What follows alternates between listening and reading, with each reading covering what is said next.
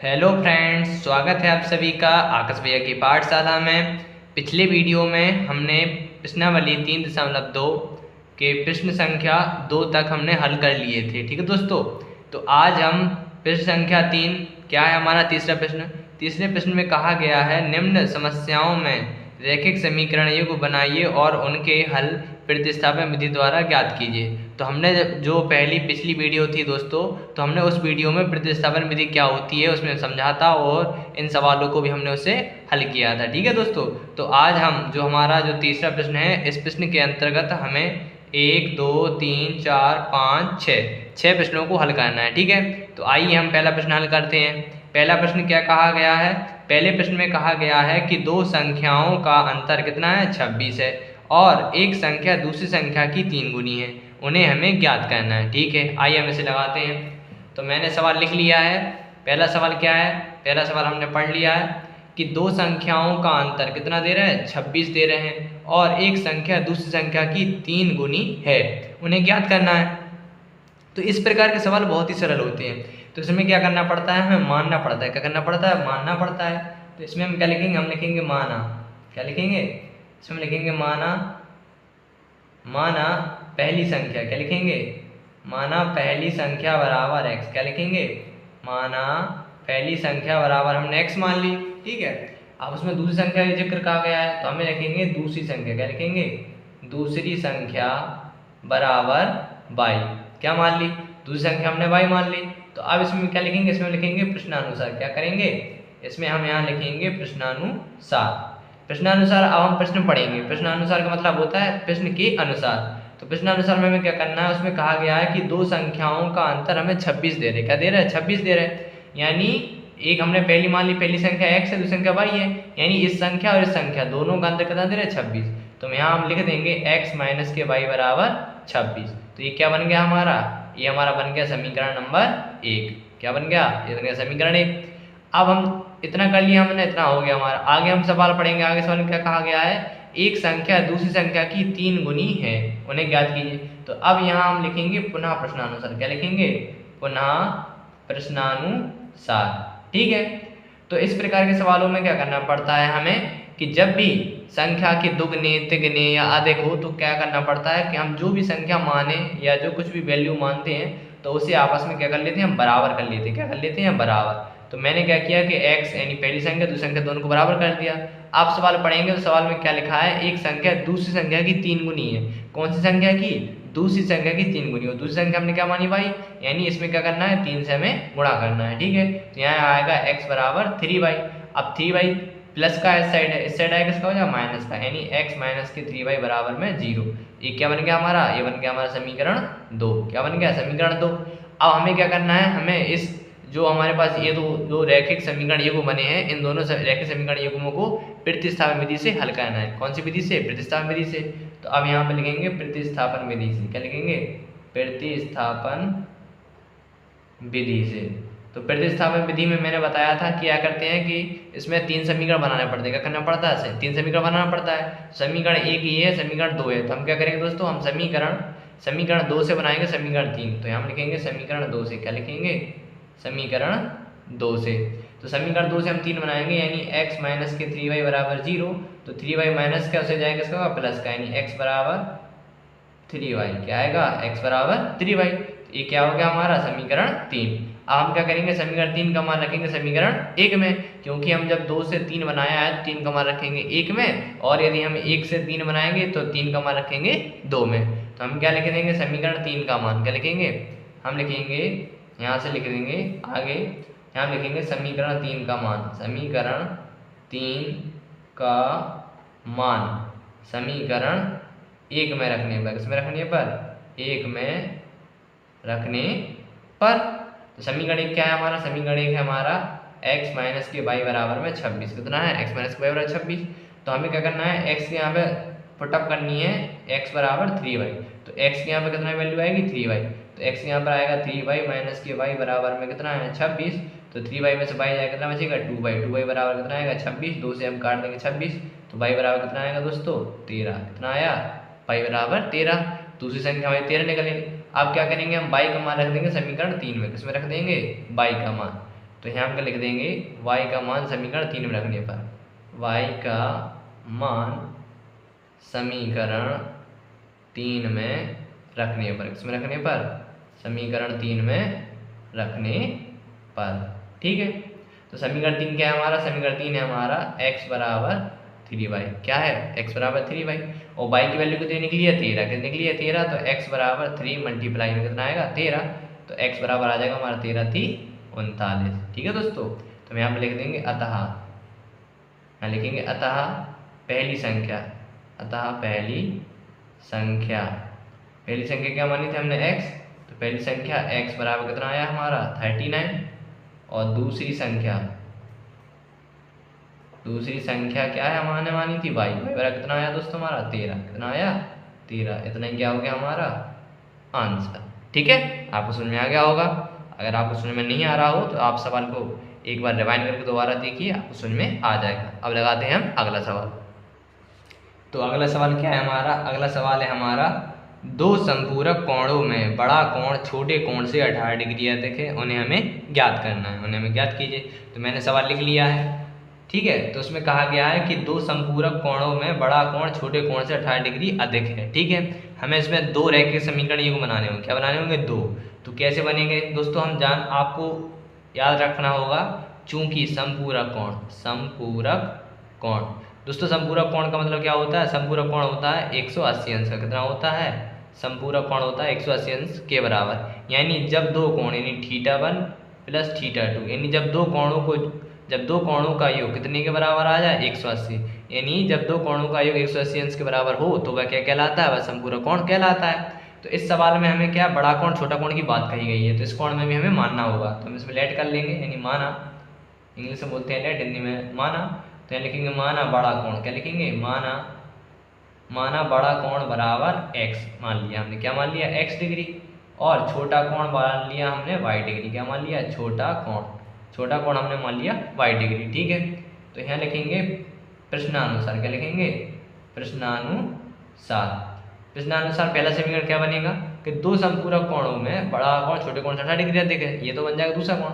एक चीज हमें याद रखना होगा, चूंकि कि जब दो कोणों का योग कितने अंश के बराबर हो, 180 अंश बराबर, यानी हम लिखेंगे x प्लस के y बराबर में 180 अंश। तो ये क्या बन जाएगा हमारा, ये बन जाएगा हमारा समीकरण 180 अंश डिग्री, ये बन जाएगा हमारा समीकरण 1।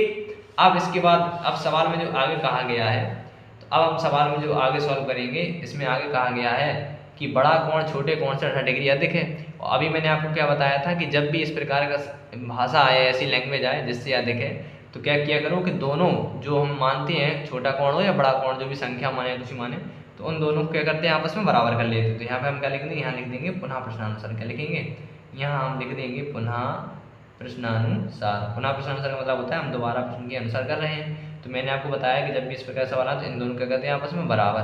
तो अब उसमें कहा गया है कि बड़ा कोण छोटे कोण से 18 डिग्री अधिक है, किससे अधिक है, छोटे कोण से। छोटा कोण हमने क्या माना, y, तो हम क्या कर देंगे, y में इसमें 18 जोड़ देंगे। अब ये y क्या है, प्लस का, ऐसे डायरेक्ट किसका हो जाएगा, माइनस का, तो आएगा x बराबर x माइनस के y बराबर 18। तो ये क्या होगा दोस्तों, तो ये बन गया हमारा समीकरण 2। अब हम क्या करेंगे, हमें इसमें लगानी है प्रतिस्थापन विधि, तो यहाँ पे हम लिख देंगे प्रतिस्थापन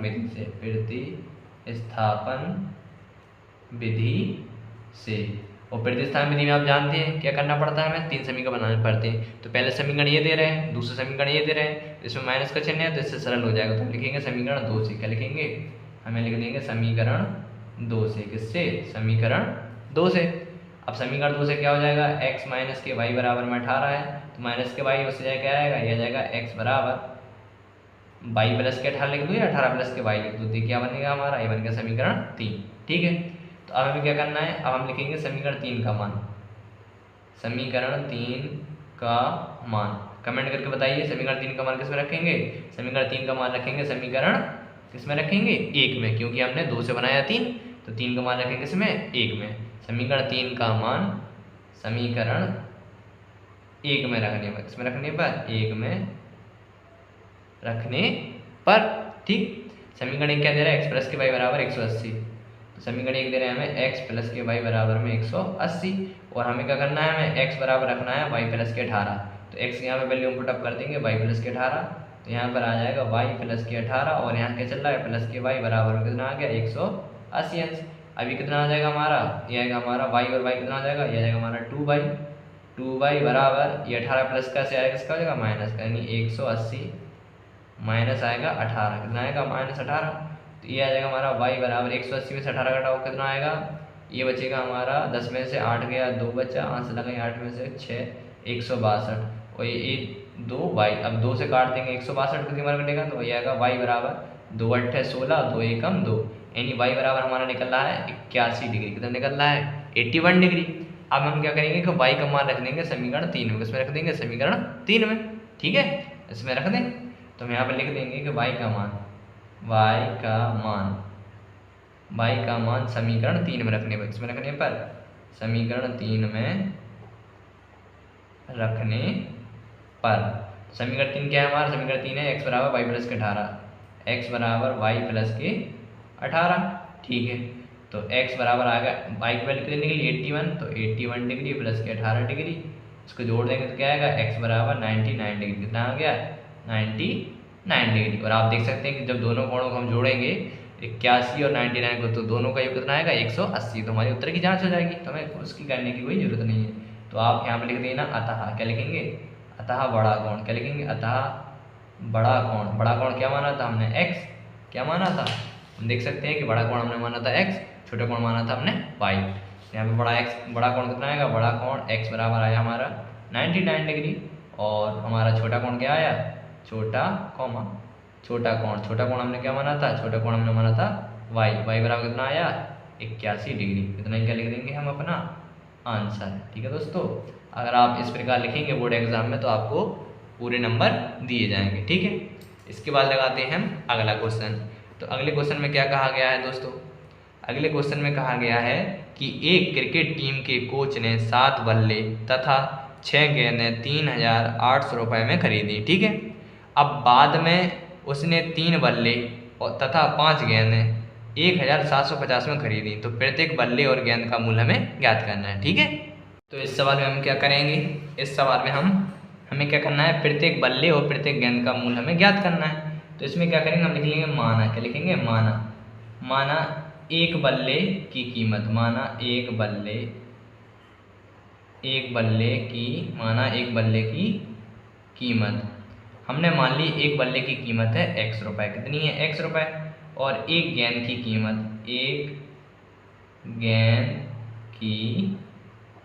कीमत क्या लिखेंगे, एक गेंद की कीमत हमने मान ली y रुपये। एक बल्ले क्या हमने माना कि एक बल्ले की कीमत हमने मान ली x रुपये और एक गेंद की कीमत हमने मान ली y रुपये, कितनी मान ली y रुपये। तो अब हम यहाँ पे क्या लिखेंगे, प्रश्नानुसार, क्या लिखेंगे हम प्रश्नानुसार। अब प्रश्न पढ़ते हैं, प्रश्नानुसार का मतलब क्या होता है, प्रश्न को पढ़ना। तो प्रश्नानुसार में क्या करें, एक क्रिकेट टीम ने 7 बल्ले और 6 गेंदें, सिंपल सी बात है दोस्तों। अगर यदि हम मार्केट में जाएंगे तो हमारे पास टोटल रुपए हैं 3800। अब 3800 रुपये में हमने क्या किया कि 7 बल्ले और 6 गेंदें, यानी इनको और इनको जब हम दोनों को क्या करेंगे जोड़ देंगे तो कितना आएगा, बराबर हमारा आएगा 3800 रुपये। तो यहाँ पर हमें क्या करना है कि देखो हमने माना कि एक बल्ले की कीमत कितनी है x प्लस y, दोनों का कितना आ रहा हमारा, इतना आ रहा 3800 रुपये, ठीक है। अब कितने बल्ले को कितना आ रहा है, इतना 800, यानी 7 बल्ले और 6 गेंद। तो यहाँ पे एक बल्ले की कीमत कितनी थी x, तो 7 बल्ले को मतलब क्या आएगा 7x, और यहाँ पे एक बॉल की कीमत कितनी थी y रुपये, यहाँ पे कितनी बॉल हैं 6, तो 6 गेंद कितना आ जाएगा 7x प्लस के 6y बराबर कितना आएगा 3800। ये क्या हो गया हमारा समीकरण 1। अब यहाँ पे हम लिखेंगे पुनः प्रश्नानुसार, क्या लिखेंगे पुनः प्रश्नानुसार। पुनः प्रश्नानुसार में क्या होगा, पुनः प्रश्नानुसार में बोला गया है कि बाद में उसने 3 बल्ले और 5 गेंदें 1750 रुपये में खरीदी, ठीक है। तो हमने एक बल्ले की कीमत क्या मानी थी x प्लस और एक गेंद की कीमत y बराबर, तो इसमें क्या है 3 बल्ले तो यानी 3x और 7 गेंद यानी 5 गेंद यानी 5y, यानी 3 गेंदें और 5 गेंदें और 3 बल्ले, दोनों को जब हम जोड़ेंगे इन दोनों की कीमत को कितना आ रहा हमारा, दोनों को जब हम खरीद कर लाएंगे तो ये आ रहा हमारा 1750 रुपये में। ये क्या हो गया हमारा समीकरण 2। हमें करना क्या है, हमें इसे करना है प्रतिस्थापन विधि से हल। क्या करना है, प्रतिस्थापन विधि से इसे हमें करना है हल। तो आइए हम इसे हल करते हैं प्रतिस्थापन विधि से, ठीक है। तो हम यहाँ पे क्या करेंगे, यहाँ लिख देंगे प्रतिस्थापन विधि से। क्या लिखेंगे, प्रतिस्थापन विधि से। ठीक है, तो प्रतिस्थापन विधि में क्या होता है, इसमें बनते हैं 3 समीकरण, आपको पता है। तो हमने इसमें देखो क्या बनाया, 2 समीकरण बनाए, दोनों समीकरण प्लस में। तो आप समीकरण 1 से या 3 बना लो, या 3 से आप 1 से 3 बनाइए या 2 से 3 बनाइए। तो मैं क्या कर रहा हूँ, मैं समीकरण 1 से 3 बना लेता हूँ। कर लेता हूँ समीकरण 1 से 3 बना रहा हूँ। तो हमें लिखेंगे समीकरण 1 से, क्या लिखेंगे, हमें लिखेंगे समीकरण 1 से। समीकरण 1 क्या दे रहे हैं, समीकरण 1 दे रहे हैं हमें 7x प्लस के, कितना दे रहा है, 7x प्लस के 6y, 7x प्लस के 6y बराबर दे रहे हैं 3800 रुपये। ठीक है, तो अब इसमें क्या करेंगे, जो 6y प्लस का है उससे जाएगा किसका हो जाएगा, माइनस का। तो यह आएगा हमारा 7x बराबर 3800 माइनस के 6y। अब इस 7 किसमें मल्टीप्लाई में, गुणा गुणा कुछ अंदर भाग, यानी दिया जाएगा x बराबर 3800 माइनस के 6y बटे में कितना आ जाएगा हमारा 7। तो ये क्या हो गया हमारा, ये बन गया हमारा समीकरण 3। क्या बन गया, ये बन गया हमारा समीकरण 3। अब क्या करेंगे, समीकरण 3 का मान रख लेंगे समीकरण 2 में। हमने समीकरण 1 से बनाया था 3, तो 3 का मान रखेंगे समीकरण 2 में। समीकरण 3 का मान, समीकरण 3 का मान समीकरण 2 में रखने पर। ठीक है, और समीकरण दूसरा क्या है हमारा, समीकरण दूसरा था हमारा 3x प्लस के 5y बराबर में 1750। तो यहाँ पे लिखेंगे 3x प्लस के 5y, 3x प्लस के 5y बराबर में 1750 रुपये। ठीक है, तो अब हमें क्या करना है, x की वैल्यू रखनी है पूरी यहाँ पर पुटअप। तो x की वैल्यू यहाँ पुटअप हो जाएगी। तो यहाँ पर आएगा 3, कोष्टक में क्या आएगा हमारा 3800 माइनस के 6y और बटे में कितना है 7, और यहाँ बाहर क्या चल रहा है प्लस के 5y और बराबर में 1750। अब इसे क्या करेंगे, इसको कैलकुलेशन सॉल्व कर लेंगे। 3 का गुणा होगा इसमें तो कितना आएगा, 0 का 0, 0 का 0, 13 8 24, 4 आंसर लगाएं 2 3 का 9 और 9 2 11। तो जाएगा 11400 माइनस 3 3 18 दिया जाएगा 18y और बटे में कितना चल रहा है हमारा 7, और यहाँ चल रहा है प्लस के 5y बराबर में 1750। तो क्या करेंगे, इसके बटे में एक बार हम लासा ले लेंगे। तो यहाँ पर लासा कितना आएगा 7, कितना आएगा 7, 7 एकम 7। तो यहाँ पे संख्या जो कितने में रहेगी 11400 माइनस के 18y, 1 का भाग होगा 7 में, तो 7 बना 35, यह जाएगा हमारा 35y बराबर कितना चल रहा है 1750। इसके बटे में एक मान हम क्या कर देंगे, कैंची गुणा 7 का गुणा हो जाएगा इसमें, और यहाँ पे कितना चल रहा है, ये चल रहा है हमारा 11400। अब जब 35 में से 18 जाएगा, 35 18 जाएगा कितना बचेगा, तो 5 के माने 15, 15 में से 8 है कितना बचेगा 7, आंसर लगाइए 1, 3 में से 2 जाएगा कितना बचेगा, 3 में से 2 जाएगा यहाँ बचेगा 1, कितना बचेगा 1। तो जब दिखाएगा कितना बचेगा हमारा 17y बराबर क्या होगा 1750 गुणा में 7, क्योंकि हमने इसका गुणा कर दिया, 1 का गुणा इसमें किया तो ये वो एक वही संख्या आ गई। ठीक है, अब 11400 यहाँ इस साइड प्लस का है तो उससे जाएगा किसका जाएगा माइनस का, तो आएगा माइनस के 17y बराबर 1750 गुणा 7, ये प्लस का ऐसे रहेगा माइनस का हो जाएगा तो 11400। अब क्या करेंगे, माइनस के 17y बराबर 7 का गुणा करो, इसमें 7 गुणा करेंगे 0 का 0, 5 7 35, 35 की 5 ऐसे लगाएंगे 3, 7 7 49, 49 और 3 कितना आएगा 50, 51 52, 52 की 2 वहाँ से लगाएं 5 कितनी आएंगी 5।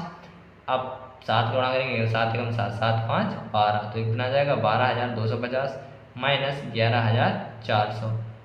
तो यहाँ पे कितना आएगा, यहाँ पर आएगा माइनस के 17y। ठीक है, तो अब क्या करना है, अब हमें क्या करना है कि 12250 में से 11400 घटाना है।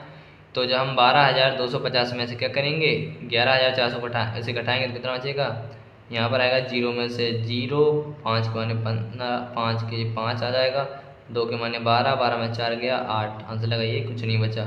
तो सॉरी यहाँ पे हमने 35 को जब 18 में घटाया तो जब प्लस की संख्या बड़ी है, तो जब 35 से 18 जाएगा इसका आएगा, ये आएगा हमारा प्लस के 17, किसके 17 आएंगे प्लस के 17। अब 17 से हम काट देंगे 850, हम जानते हैं 17 5 85, तो y बराबर कितना आ जाएगा, y बराबर आएगा 50।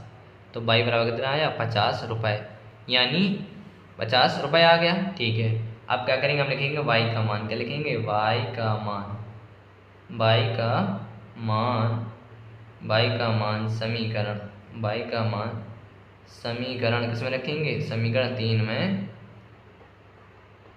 रखने पर। हमारा समीकरण तीसरा क्या है, समीकरण तीसरा हमारा ये लिखा है, समीकरण तीसरा क्या है हमारा, x बराबर 3800 माइनस के 6y बटे में 7। तो हमें क्या करना है, y बराबर 50 रखना है समीकरण 3 में। तो समीकरण 3 हमारा क्या है, x बराबर 3800 माइनस के 6y वो बटे में क्या चल रहा है 7। तो y की जगह पे क्या रखना है 50, क्या रखना है y की जगह पे रखेंगे हम 50, जाएगा x बराबर 3800 माइनस 6 गुणा 50 और बटे में कितना चल रहा है 7। इसका होगा गुणा दिएगा 3800 का 3800 माइनस इसका होगा इसमें गुणा दिएगा कितना 6 पंचे 30 दिएगा 300 बटे में कितना आएगा 7। तो जब 3800 में से 300 जाएगा तो बचेगा हमारा 3500, कितना बचेगा 3500। तो जी आएगा हमारा x बराबर 3500 बटे में 7, 7 से हम काट देंगे 7 पना 35, यानी x बराबर आएगा हमारा 500 रुपये। यानी एक बल्ले की कीमत है हमारी 500 रुपये और एक पेंसिल की कीमत कितनी है, सॉरी एक गेंद की कीमत कितनी है हमारी 50 रुपये। ठीक है, तो यहाँ पर हम लिख सकते हैं अतः, क्या लिखेंगे, अतः प्रत्येक बल्ले की कीमत, अतः प्रत्येक बल्ले की कीमत या आप मूल्य भी लिख सकते हैं, क्या लिख सकते हैं मूल्य, बराबर कितना आया प्रत्येक बल्ले की कीमत 500 रुपये, कितना आया 500 रुपये। और प्रत्येक गेंद की कीमत, प्रत्येक गेंद की कीमत, प्रत्येक गेंद की कीमत या आप इसे मूल्य भी लिख सकते हैं, कितना आएगा 50 रुपये। क्या हो गया हमारा इतना, ये हो गया हमारा आंसर। ठीक है, समझ में आ गया। अब लगाते हैं अगला सवाल, चौथा सवाल में कहा गया है कि एक नगर टैक्सी के भाड़े में एक नियत भाड़े के अतिरिक्त चली गई दूरी पर भाड़ा सम्मिलित किया जाता है। 10 किलोमीटर दूरी के लिए भाड़ा 105 रुपये तथा 15 किलोमीटर दूरी के लिए भाड़ा 155 रुपये है। ठीक है, नियत भाड़ा तथा प्रति किलोमीटर भाड़ा क्या है। एक व्यक्ति को 25 किलोमीटर यात्रा करने के लिए कितना भाड़ा देना पड़ेगा। यानी हमें ये भी बताना है कि उसमें कितना नियत भाड़ा है और 1 किलोमीटर पर चलने पर कितना हमें किराया देना पड़ रहा है। तो आइए समझते हैं, सवाल को बहुत ही सरल है। इसमें क्या है दोस्तों कि हमारे पास एक टैक्सी है, क्या है, आपने एक टैक्सी देखी होगी इस टाइप से, कुछ मैं आपको बना रहा हूँ मोनोग्राम टाइप से। तो हमारे पास एक टैक्सी है, क्या है, हमारे पास एक टैक्सी है। अब इसमें जैसे मान लो कोई एक व्यक्ति सज्जन है, अब इसमें कोई एक सज्जन है, अब ये व्यक्ति इसमें बैठते हैं इस टैक्सी में। तो अब टैक्सी वाले ने कहा है कि आप यदि टैक्सी में बैठ रहे हैं तो आपको एक फिक्स किराया देना पड़ेगा। क्या करना पड़ेगा, आपका एक फिक्स किराया है, यानी आपको एक फिक्स किराया, यदि आप टैक्सी में बैठ गए हैं तो आपका चार्ज लग जाएगा। आप भले टैक्सी से थोड़ा दूर तक जाइए या आगे जाके थोड़ा सा उतर जाइए, आपको टैक्सी अगर आप बैठ रहे हैं तो आपको फिक्स हो गया किराया, आपको इतना रुपये देना है। तो हमें ये निकालना है कितना, जैसे अगर हम टैक्सी में बैठते हैं तो बैठने पर हमारा फिक्स किराया कितना है, हमें ये भी निकालना है। और हमें ये भी निकालना है कि यदि हम टैक्सी से 1 किलोमीटर हमने दूरी तय की, कितनी की, यदि हम टैक्सी से 1 किलोमीटर दूरी तक चले गए तो एक तो हमारा हो गया फिक्स किराया। ठीक है, तो हमें एक तो निकालना है फिक्स किराया और एक निकालना है प्रति किलोमीटर, यानी 1 किलोमीटर चलिए तो हमें उसका भी किराया निकालना है कि हम यदि एक टैक्सी से यहाँ तक गए, 1 किलोमीटर दूरी तय की, तो 1 किलोमीटर दूरी चलने पर हमें कितना रुपये देना होगा। ठीक है दोस्तों, तो आपको समझ में आ गया कि हमें निकालना है फिक्स किराया, कि फिक्स किराया कितना है टैक्सी का और 1 किलोमीटर चलने पर कितना है। ठीक है, तो हमें जो निकालना है उसी को मान लिखते हैं। तो यहाँ पर लिखेंगे माना, क्या लिखेंगे, माना नियत भाड़ा, नियत भाड़ा या किराया एक ही बात होती है। माना नियत भाड़ा x रुपये है, क्या है हमारा x रुपये, और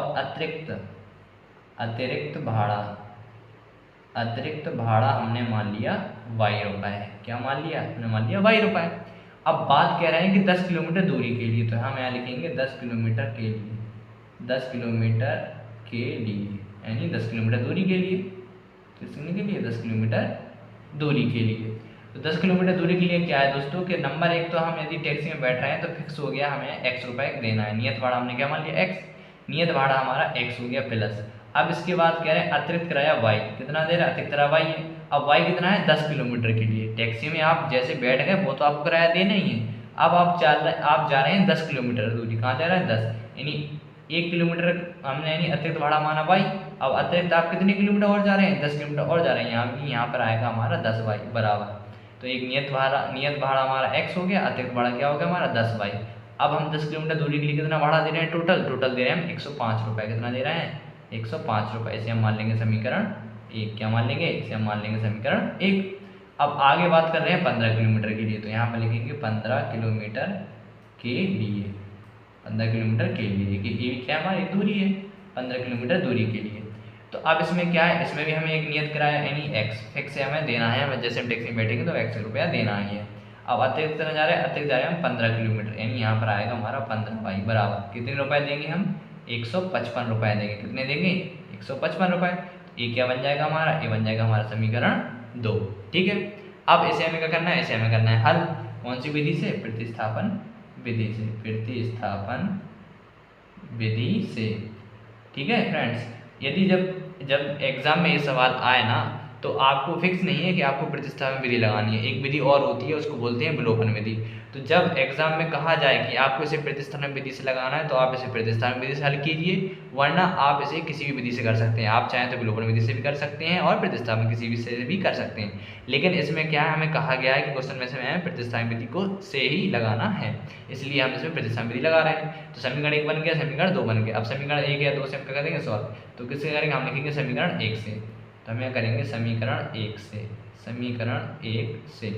समीकरण 1 से क्या, समीकरण 1 क्या दे रहा है हमारा, समीकरण 1 दे रहा है हमारा x प्लस के 10y बराबर कितना दे रहा है 105।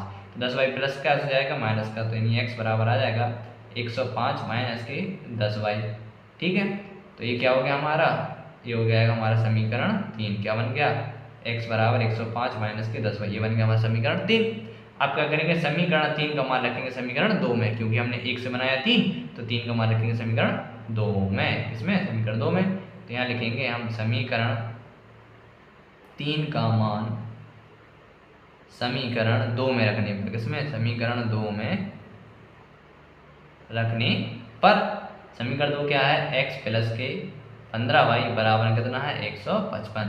तो x की वैल्यू रखनी है हमें, तो x यहाँ पर कितना आएगा, यहाँ पे आएगा 105 माइनस के 10y, और यहाँ का चल रहा है प्लस के 15y बराबर चल रहा है हमारा 155। तो 105 किसका है, प्लस का, हो जाएगा माइनस का, और 15y में से 10y जाएगा कितना बचेगा 5y, कितना बचेगा 5y। 155 माइनस क्या आएगा 105, ये आएगा हमारा 5y बराबर, जब 155 में से 5 जाएगा कितना आएगा हमारा, ये आएगा हमारा 50। कितना आएगा हमारा, ये आएगा हमारा 50, और 5 से काटेंगे 5 दाम 50, यानी y बराबर देखा गया 10 रुपये। यानी हमारा अतिरिक्त जो किराया है, अतिरिक्त किराया कितना रहा 10 रुपये। आप क्या करेंगे, y का मान रखेंगे समीकरण 3 में, किसमें रख देंगे समीकरण 3 में। तो यहाँ लिखेंगे y का मान, y का मान समीकरण 3 में रखने पर, किसमें 3 में रखने पर। ठीक है, तो y का मान रखेंगे हम समीकरण 3 में। तो y समीकरण 3 क्या है, समीकरण 3 दे रहा है x बराबर 105 माइनस के 10y, तो y का मान रखेंगे 10, यानी x बराबर 105 माइनस 10 गुना 10, x बराबर 105 माइनस का 100, तो ये आएगा हमारा x बराबर 5 रुपये। यानी टैक्सी का जो नियत भाड़ा कितना है हमारा, नियत भाड़ा कितना है 5 रुपये। यदि आप टैक्सी में बैठ गए तो आपको 5 रुपये तो देना ही देना है, वरना आपकी टैक्सी वाली से हो जाएगी लड़ाई, क्या जाएगी लड़ाई। ठीक है, तो अब निकालना है कि उसमें कहा गया है कि यदि कोई व्यक्ति 25 किलोमीटर दूरी तक जाता है तो उसे कितने रुपए देना पड़ेगा, तो हमें इसे बताना है। तो हम यहाँ पे क्या लिखेंगे, यहाँ लिखेंगे 25 किलोमीटर दूरी के लिए, 25 किलोमीटर दूरी के लिए। अब 25 किलोमीटर दूरी के लिए क्या करना पड़ेगा, देखो हमारा नंबर एक क्या है, फिक्स किराया x है कि आपको 100 रुपये तो देना ही देना है। अब उन्होंने कहा है 25 किलोमीटर जाना है, कितना है, तो 25y। ठीक है, अब इस नाम है इसका मान निकालना है, तो x का वैल्यू आया था हमारा 5 प्लस 25 गुणा, और y अतिरिक्त कितना देना पड़ रहा है 10 रुपये, कितना दे रहा है 10 रुपये। ठीक है, तो यहाँ भी 10 इतना कितना आएगा 5 प्लस आएगा 250, कितना आएगा 250, ये हो जाएगा हमारा 255 रुपये। कितना हो जाएगा 255 रुपये, यानी उसे 25 किलोमीटर दूरी के लिए 255 रुपये देने होंगे। और नियत आया कितना है हमारा 5 रुपये, और अतिरिक्त भाड़ा कितना है हमारा 10 रुपये। आप इसे चाहें तो आप यहाँ पर लिख देना, आप यहाँ पर लिख सकते हैं अतः, क्या लिख सकते हैं अतः नियत भाड़ा, क्या लिखेंगे अतः नियत भाड़ा x बराबर कितना है 5 रुपये, और यहाँ पर लिखेंगे अतिरिक्त भाड़ा, क्या लिखेंगे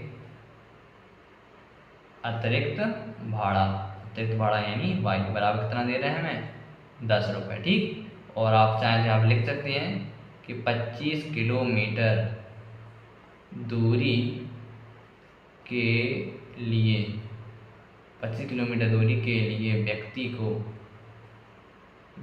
को 255 रुपये देने होंगे। इतना क्या हो जाएगा हमारा आंसर, ANSW या आंसर। ठीक है, आपको सवाल समझ में आ गया होगा। अब लगाते हैं इसके बाद हम अगला सवाल।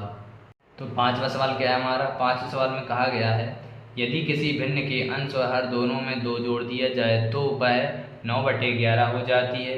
यदि अंश और हर दोनों में 3 जोड़ दिया जाए तो वह 5/6 हो जाती है। ठीक है, हमें वह भिन्न ज्ञात करना है। तो आप लोग जानते होंगे भिन्न बराबर, आप लोग जानते होंगे कि भिन्न बराबर सूत्र क्या होता है? भिन्न बराबर सूत्र होता है अंश बटे हर। क्या होता है? अंश बटे हर। अब हमें नहीं पता है कि अंश क्या कितना निकलेगा, हर क्या निकलेगा, भिन्न हमें निकालनी है। तो इसमें लिखेंगे माना, क्या लिखेंगे? माना अंश बराबर x। क्या लिखा? हमने मान लिया माना अंश बराबर x मान लिया, और हमने हर बराबर क्या मान लिया? y। अब हमने क्या किया? हमने अंश मान लिया x और हर बराबर क्या मान लिया? हमने y। तो हम यहाँ पे लिखेंगे प्रश्नानुसार। क्या लिखेंगे? यहाँ हम लिखेंगे प्रश्नानुसार। अब प्रश्नानुसार हम क्या कह रहे हैं? वो कह रहे हैं कि यदि किसी भिन्न के अंश और हर, भिन्न के यानी भिन्न का मतलब क्या हो जाएगा? भिन्न का मतलब हो जाएगा अंश बटे हर यानी x बटे y।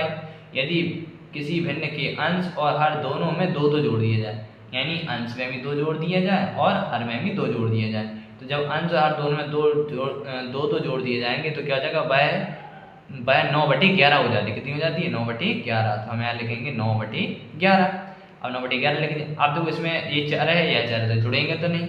इसका क्या कर देंगे? इसके कर देंगे हम कैंची गुणा। तो कैंची गुणा करेंगे तो यहाँ पर आएगा हमारा 11x प्लस के 2 11 दूनी y बराबर, यह आएगा हमारा 9y प्लस के 9 दूनी 18। अब 4 संख्या एक साइड कर लेंगे तो इस साइड आएगा हमारा 11x माइनस के 9y बराबर 18। ये 22 प्लस का साइड आएगा माइनस का 22 हो जाएगा। तो ये आएगा हमारा 11x माइनस के 9y, और जब 22 में से 18 जाएगा 4, तो माइनस के 4। तो ये क्या बन गया हमारा? ये बन गया हमारा समीकरण 1। क्या बन गया? समीकरण 1। अब आगे क्या लिखेंगे हम? पुनः प्रश्नानुसार। क्या लिखेंगे? पुनः प्रश्नानुसार। ठीक है, अब पुनः प्रश्नानुसार क्या कह रहे हैं? यदि भिन्न के अंश हर दोनों में 3 जोड़ दिए जाए, कितने? 3 जोड़ दिया जाए तो वह 5/6 हो जाती है। ठीक है, तो हमारे पास भिन्न क्या है? x बटे वाई यानी अंश बटे हर। अब इसमें भी 3 जोड़ रहे हैं, अंश में भी और हर में भी कितने जोड़ रहे हैं? 3। और भिन्न कितनी हो जाती है हमारी भिन्न हो जाती है 5/6। ठीक है, तो 4 ये जुड़ेगा नहीं, तो इसका भी क्या कर देंगे हम? कैंची गुणा। तो 6 का गुणा x में तो आएगा 6x प्लस के 6 3 18। 5 का गुणा होगा y में तो आएगा हमारा 5y, और प्लस के 5 3 15। अब y को इस साइड कर देंगे तो जाएगा 6x माइनस के 5y, और बराबर क्या हो जाएगा? 15 माइनस के 18। तो आएगा 6y माइनस के 6x माइनस के 5y बराबर 15 में से 18 में से 15 जाएगा माइनस का 3। ये क्या हो जाएगा हमारा? समीकरण 2। क्या बन जाएगा हमारा? ये बन जाएगा समीकरण 2।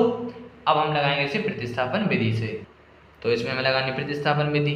तो हम यहाँ पे क्या लिख देंगे? यहाँ पे लिख देंगे प्रतिस्थापन विधि से। प्रतिस्थापन विधि से। ठीक है, अब इसमें कर रहे हैं समीकरण 2 से, हम कर रहे हैं समीकरण 2 से। क्या लिखेंगे? समीकरण 2 से। समीकरण 2 क्या है हमारा? समीकरण 2 है हमारा 6x माइनस के 5y बराबर में माइनस के 3। तो यहाँ पे क्या? माइनस के 5y है, उससे जाएगा इसका जाएगा प्लस का, तो इसमें हम निकालेंगे x का मान।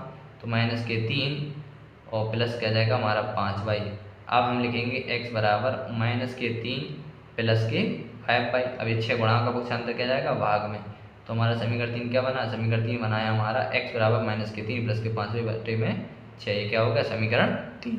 ठीक है, तो हम क्या लिखेंगे? यहाँ लिखेंगे समीकरण 3 का मान। समीकरण 3 का मान, समीकरण 3 का मान रखेंगे समीकरण 1 में। किसमें? 1 में। तो समीकरण 1 क्या है हमारा? समीकरण 1 हमारा 11x माइनस के 9y बराबर माइनस के 4। तो समीकरण 1 है हमारा 11x माइनस के 9y और बराबर कितना है? माइनस का 4। तो x की वैल्यू रख देंगे यहाँ पे, तो आएगा 11। क्वेश्चन कितना आएगा? माइनस के 3 प्लस के 5y और बटे में कितना चल रहा है? 6। बाहर चल रहा है माइनस के 9y बराबर में माइनस के 4। ठीक है, इतना आ गया होगा समझ में। अब इसका होगा गुणा हो जाएगा हमारा 11 3 33 और प्लस क्या आएगा 11 5 55y और बटे में कितना चल रहा है? पूरे के में 6। यहाँ पर आएगा माइनस के 9y बराबर में माइनस के 4। तो इसका बटे में हम क्या मान लेंगे 1, इसका ले लेंगे हम लासा। तो लासा कितना आएगा, लासा आएगा हमारा 6, 1 का भागा 6 कम 6, तो ये हमारा आएगा 33 का 33, 55y और -6 का 1 का भाग होगा तो कितना 9 6 54y, कितना आएगा 54y और बराबर कितना है -4। अब इसके बटे में एक मान का कर देंगे हम कैंची गुणा, क्या कर देंगे इसके बटे में एक मान कर देंगे हम कैंची गुणा। अब इसको कर लेते हैं हम यहाँ पे थोड़ा सॉल्व। अब इसे जब हम थोड़ा यहाँ पे सॉल्व करेंगे तो यहाँ पे क्या लिखेंगे, यहाँ पे हमने देखो ये 33 था, अब देखो 55y है 54y है, तो 55y 54y कितना बचेगा, यहाँ बचेगा 1y, ठीक है। और बराबर हमने क्या किया 6 गुणा करेंगे 24, कितना आएगा 6 चौको 24, कितना आएगा -24। और देखो दोस्तों ए है -33, इस साइड माइनस का है तो इस साइड आएगा किसका हो जाएगा प्लस का, किसका हो जाएगा इस साइड प्लस का, तो यहाँ पे आएगा प्लस का 33, कितना आया प्लस का 33। तो यहाँ आ जाएगा y बराबर, जब 33 में से 24 जाएंगे तो 33 से 24 जाएंगे कितना बचेगा 9, कितना बचेगा 9। तो y का मान कितना आया हमारा 9। अब हम लिख देंगे y का मान, क्या लिखेंगे y का मान समीकरण किसमें रखेंगे, कमेंट कीजिए समीकरण 3 में, किसमें समीकरण 3 में। और समीकरण 3 क्या निकला, समीकरण 3 निकला हमारा x बराबर -3 प्लस के 5y और बटे में 6। तो y का मान रखेंगे तो आएगा -3 प्लस 5 गुणा 9 और बटे में 6। इसको सॉल्व करेंगे तो आएगा हमारा -3 प्लस 9 6 54, कितना आया 54 बटे में 6। अब 54 में से कितना जाएगा 3, तो 54 में से 3 जाएगा कितना बचेगा, यहाँ बचेगा हमारा 51 बटे में 6। तो यहाँ पे कितना बचा 51, सॉरी यहाँ पे हमारा गलत हो गया। कहाँ होगा गलत, यहाँ पे कि जब 5 गुणा किया था 9 में तो 5 9 पना 45, यहाँ पे कितना आएगा 45, कितना आएगा यहाँ आएगा हमारा 45। जब 45 में से 3 जाएगा कितना आएगा, यहाँ बचेगा 42 यानी 42, कितना बचेगा 42। और 6 से कटेगा 42 कितनी बार में 7 बार, कितनी बार में 7। तो यहाँ पर आएगा हमारा x बराबर 7, कितना आया हमारा x बराबर 7। आप चाहें तो यहाँ पर ले सकते हैं अतः भिन्न बराबर, क्या ले सकते हैं अतः भिन्न बराबर, भिन्न मतलब x बटे वाई, तो x बटे वाई कितना है x वैल्यू 7 और y की वैल्यू कितना है 9। तो हमारी भिन्न कितनी निकल के आई 7/9, ये क्या हो जाएगा हमारा आंसर। ठीक है, आपको सवाल समझ में आ गया होगा पूरा, ठीक है। अब लगाते हैं हम इसका एक्सरसाइज का अंतिम सवाल छठवां। तो छठवां सवाल क्या है हमारा, छठवां सवाल है हमारा 5 वर्ष बाद जैकब की आयु उसके पुत्र की आयु से 3 गुनी हो जाएगी, ठीक है। और 5 वर्ष पूर्व जैकब की आयु उसके पुत्र की आयु की 7 गुनी थी। उनकी वर्तमान आयु हमें ज्ञात करना है। क्या करना है दोस्तों, हमें वर्तमान आयु निकालनी है। तो इस प्रकार में क्या है, इस प्रकार के जब भी सवाल आए तो उसमें जो भी हमें फाइंड आउट करना है या जो कुछ भी हमें निकालना है उसी को हम मान लेंगे।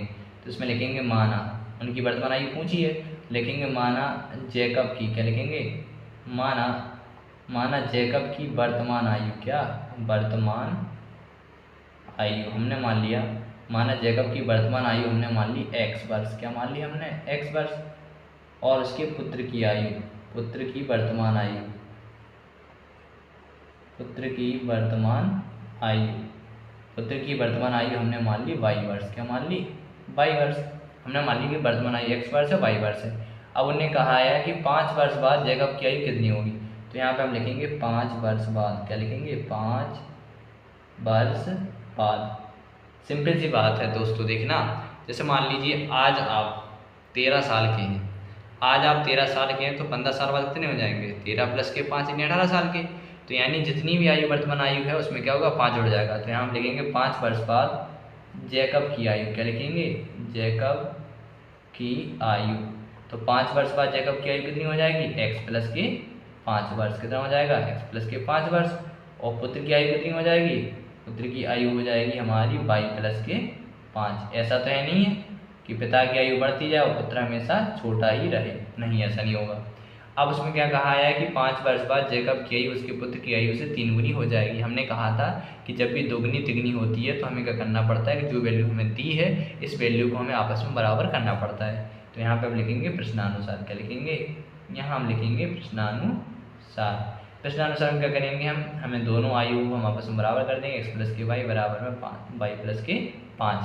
अब उसमें कहा गया है कि पुत्र की आयु से 3 गुनी हो जाएगी। तो पुत्र की आयु में क्या करना है हमें 3 से गुणा। तो यहाँ पे आएगा हमारा x प्लस के 5 बराबर 3 का गुणा y में कितना आएगा 3y और प्लस के 5 दिया 15। 3y प्लस के साइड आएगा माइनस के यानी x माइनस के 3y बराबर में 15 माइनस 5 प्लस का था, इसे रहेगा माइनस का, तो जाएगा x माइनस के 3y बराबर कितना आ जाएगा 15 में 5 गया 10, तो आ गया x माइनस के y बराबर में 10। ये क्या हो गया हमारा समीकरण 1 बन गया। ठीक है, अब आगे सवाल में कहा गया है कि 5 वर्ष पूर्व जैकब की आयु, अब उन्होंने कहा है 5 वर्ष पूर्व, अब तो यहाँ पे हम लिखेंगे 5 वर्ष पूर्व, क्या लिखेंगे यहाँ लिखेंगे 5 वर्ष पूर्व। सिंपल सी बात है, देखना यदि आप आज 10 साल के हैं तो आज से 5 साल पहले कितने के थे 5 साल के, इन 10 में से आप घटा देंगे, तो इसमें भी हमने जो वर्तमान आयु x मानी थी इसमें से कर देंगे 5 5 घटा देंगे, तो यहाँ आप लिखेंगे जैकब की आयु, क्या लिखेंगे 5 वर्ष पूर्व जैकब की आयु, तो 5 वर्ष पूर्व जैकब की आयु क्या हो जाएगी x माइनस के 5 वर्ष, कितना हो जाएगा x माइनस के 5 वर्ष, और उसके पुत्र की आयु कितनी हो जाएगी, पुत्र की आयु भी कैसी होगी पहले कमी होगी, तो यहाँ आएगा पुत्र की आयु बराबर क्या हो जाएगा y माइनस के 5 वर्ष। ठीक है, अब उन्होंने कहा है कि उसकी पुत्र की आयु की 7 गुनी थी, तो हमने कहा है जब भी गुनी या तिगुनी होगी तो क्या लिखेंगे हम प्रश्नानुसार, दोनों की आयु को आपस में बराबर लिख देंगे, तो यहाँ लिखेंगे हम पुनः प्रश्नानुसार। आपको इस प्रकार के स्टेप को पेपर में करना पड़ेगा, इनसे क्या होता है आपको अच्छे नंबर दिए जाते हैं एग्जाम में, तो x माइनस के 5 और y माइनस के 5। अब प्रश्नानुसार प्रश्न में क्या कहा गया है कि पुत्र की आयु की 7 गुनी थी, पुत्र की 7 गुनी थी क्या थी, तो पुत्र की आयु में कर देंगे हम 7 से गुणा, तो यहाँ जाएगा x माइनस के 5 बराबर 7 गुणा y होगा 7y माइनस के 5 7 35, 7y प्लस के साइड आएगा माइनस का x माइनस के 7y बराबर माइनस का 35 है, 5 साइड आएगा इसका प्लस के 5, तो ये आएगा हमारा x माइनस के 7y बराबर में कितना आ जाएगा माइनस के 30। ये क्या हो गया हमारा, ये बन जाएगा हमारा समीकरण 2। ये क्या बन जाएगा, ये बन जाएगा हमारा समीकरण 2, तो इसमें हमने गुणा कर दिया, इसको सॉल्व कर लिया, तो ये हो गया हमारा समीकरण 1, हो गया हमारा समीकरण 2। अब क्या करेंगे, हमें ऐसे करना है प्रतिस्थापन विधि से, कैसे करना है प्रतिस्थापन विधि से। अब प्रतिस्थापन विधि से हम इसे हल करेंगे तो क्या करेंगे, मैं कर रहा हूँ समीकरण 1 से समीकरण 3 बना रहा हूँ, यहाँ लिखेंगे समीकरण 1 से, समीकरण 1 से, तो समीकरण 1 क्या दे रहे हैं, समीकरण 1 हमें दे रहे हैं x माइनस के 3y और बराबर कितना है 10, कितना है 10, तो माइनस के 3y उसे करेगा प्लस का, तो यानी x बराबर 10 प्लस के 3y, तो ये क्या बन गया हमारा, ये बन गया हमारा समीकरण 3। क्या बन गया समीकरण 3। अब हम क्या करेंगे समीकरण 3 को मान रखेंगे समीकरण 2 में, समीकरण 3 का मान किसमें रखा हमने समीकरण 2 में, समीकरण 2 में, समीकरण 2 क्या है x माइनस के 7y और बराबर में माइनस का 30, कितना है माइनस का 30 है, तो x की वैल्यू रखनी है 10 प्लस के y, तो x यहाँ पर आ जाएगा हमारा 10, ये x यहाँ पर आ जाएगा 10 प्लस के 3y और माइनस के 7y बराबर कितना है माइनस का 30, तो 10 किसका है प्लस का, उसे जाएगा माइनस का, जब 7y में से 3y जाएंगे तो ये बचेगा हमारा माइनस के 4y, ये आएगा माइनस का 30 और ये कितना आएगा माइनस का 10, ये आएगा माइनस के 4y, कितना आएगा माइनस के 4y, माइनस कितना आएगा माइनस माइनस प्लस इन माइनस का 40, कितना आएगा माइनस का 40, इसे काट देंगे हम, माइनस से माइनस कट जाएगा और 4 दाम 40, यानी y बराबर कितना आएगा हमारा 10, कितना आया हमारा y बराबर आ गया हमारा 10। अब हम क्या करेंगे, अब हम क्या करेंगे y का मान रख देंगे, क्या कर देंगे हम y का मान रख देंगे, y का मान रखेंगे हम समीकरण 3 में, क्या लिखेंगे y का मान समीकरण 3 में, किसमें समीकरण 3 में, समीकरण 3 क्या है हमारा x बराबर 10 प्लस के 3y, तो x बराबर 10 प्लस के 3, y की वैल्यू कितनी आई 10, यानी 10, तो यहाँ पर आ जाएगा हमारा बराबर में 10 प्लस 10 कितना आया हमारा 30, 30 और 10 कितना आएगा हमारा 40, यानी हमारा आएगा x बराबर 40 वर्ष, कितना आया हमारा x बराबर 40 वर्ष। तो यहाँ पे हम लिख सकते हैं अतः, क्या लिख सकते हैं अतः जैकब की वर्तमान आयु, अतः जैकब की कौन सी आयु वर्तमान आयु क्या मानी थी हमने x, कितना आया हमारा 40 वर्ष, कितना आ रहा हमारा 40 वर्ष, और पुत्र की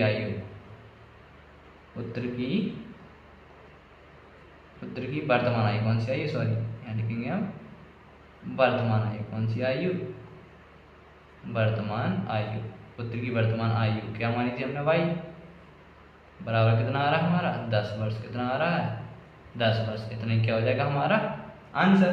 ठीक है, आपको समझ में आ गया होगा, सभी सवाल बहुत सरल हैं। इस प्रकार के सवाल में क्या होता है, आपको लग रहा होगा कि ये सवाल बड़े हैं, कुछ नहीं होता है। इस प्रकार के सवालों में क्या है, आपको बस थोड़े से स्टेप्स करने पड़ते हैं, बहुत ही सरल सवाल होते हैं और एग्जाम में हर वर्ष पूछे जाते हैं। ठीक है, तो इसी के साथ हमारी जो प्रश्नावली 3.2 थी, तो प्रश्नावली 3.2 के जो तीसरे प्रश्न के अंतर्गत हमें 6 सवाल लगाने थे, इन 6 सवालों को हमने आज पढ़ लिया है। ठीक है, अब अगली वीडियो में क्या करेंगे हम, अगली वीडियो में पढ़ेंगे हम अगली एक्सरसाइज पढ़ेंगे 3.3। क्या पढ़ेंगे? 3.3। और इसमें क्या होगा, इसमें एक नया टॉपिक होगा विलोपन विधि। क्या होगी? विलोपन विधि। इसी प्रकार के सवाल रहेंगे रेखीय समीकरण युग्म वाले, हमें उन्हें लगाना होगा विलोपन विधि से। ये विधि बहुत ही सरल होती है। ठीक है, तो यदि आप चैनल पर नए आए हों तो चैनल को सब्सक्राइब कीजिए और जितना हो सके वीडियो को अपने दोस्तों के साथ ज़्यादा से ज़्यादा शेयर कीजिए।